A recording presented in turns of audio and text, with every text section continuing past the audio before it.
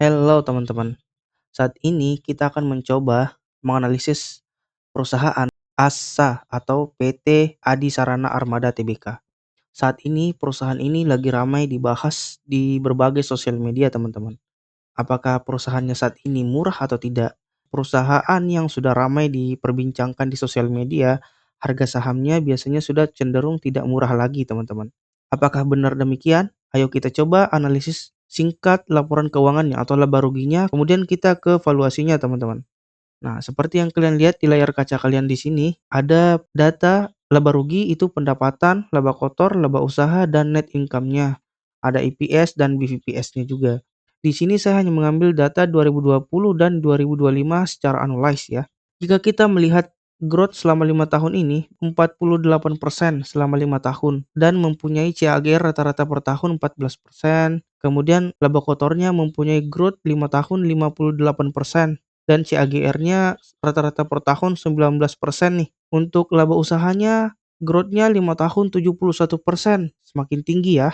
Kemudian CAGR-nya rata-rata per tahun 28% dan net income-nya juga growth selama 5 tahun bertumbuh 86% dan CAGR-nya rata-rata per tahun 49%. Jika kita melihat dari segi EPS, EPS-nya ini growth selama 5 tahun adalah bertumbuh 80% dan mempunyai CAGR 38% rata-rata per tahun. Untuk BVPS-nya, growth 5 tahunnya 43% dan mempunyai CAGR 12%. Nah, sekarang kita langsung ke analisis profitabilitasnya, teman-teman. Di sini ada GPM, OPM, dan NPM. Untuk GPM-nya di 2020 hanya 26% nih gross profit margin-nya dan operating profit margin-nya hanya 10%. Kemudian net profit margin-nya hanya 2% nih, teman-teman. Jadi di sini sangat buruk ya untuk kinerjanya di 2020.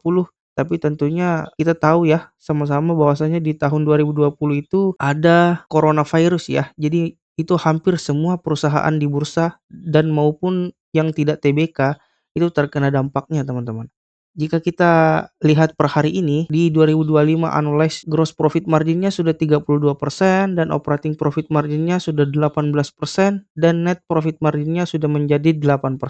Jadi dari sini kita mengetahui bahwasanya perusahaan ini sudah membaik ya dari tahun ke tahun hingga hari ini. Nah, sekarang kita akan melihat valuasinya, apakah murah atau tidak. Di sini saya menggunakan dua metode valuasi. Yang pertama equity growth model dan yang ketiga EPS discount model, teman-teman. Kita melihat valuasi yang pertama dari equity growth model. Berdasarkan equity growth model ini, saya menggunakan data BVPS-nya Rp594 per lembar dan return on equity-nya saya menggunakan ROE rasional ya, rata-rata per tahun kisaran 15% lah. Kemudian intrinsic value yang didapat sebesar Rp1.195 per lembar. Dengan begitu, MOS-nya bisa dikatakan hanya 1,2% teman-teman. Dan begitu juga potensi kenaikannya hanya 1,2%. Jadi berdasarkan valuasi equity growth model ini, harga saham ASA ini sudah fair value teman-teman. Nah, sekarang kita melihat di valuasi selanjutnya yaitu EPS discount model. Untuk valuasi EPS discount model ini saya menggunakan data yang pertama EPS itu Rp125 per lembar, kemudian BVPS-nya Rp594 per lembar. Di sini saya menggunakan asumsi CAGR rasional 15% ya, karena kita tahu perusahaan ini lagi prospek-prospeknya nih teman-teman. Maka kita menggunakan prospek yang agak sedikit bagus nih untuk growth rasionalnya di kisaran 15%. Kemudian saya menggunakan discount rate 15% juga teman-teman. Nah, dengan itu didapatlah nilai intrinsiknya berdasarkan valuasi EPS diskon model ini sebesar Rp1.231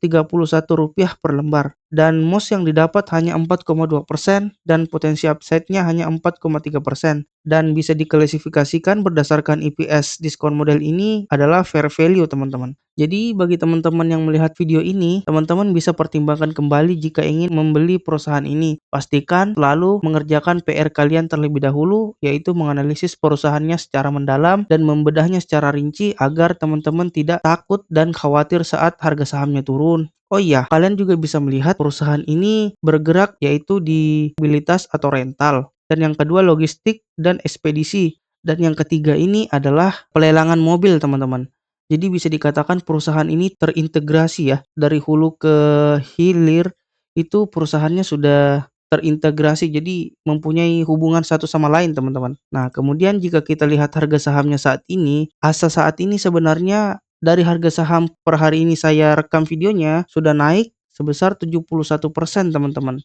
Jadi berdasarkan valuasi kita juga memang sudah mahal ya atau fair value lah. Bagi teman-teman yang suka dengan video pembahasan investasi maupun analisis saham, kalian bisa singgah ke channel ini dan pastikan jangan lupa subscribe ya teman-teman.